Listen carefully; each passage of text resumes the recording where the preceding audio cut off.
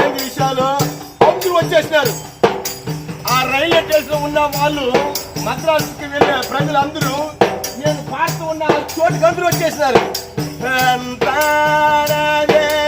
అనుకోకు ఏమీ లేకని వెళ్తావు అన్న అక్క అంతారాని అనుకోకు ఏమీ లేకని వెళ్తావు. ఆ వెళ్ళేది ఎద్దటికో తెలుసుకో ఓ మానవా. అవునా, నేను వెళ్ళేది మద్రాసుకి. అది కాదనా నువ్వు నీ ప్రాణం పోతే ఎక్కడికి వెళ్తావు? ఆ వెళ్ళేది ఎద్దటికో తెలుసుకో ఓ అక్క.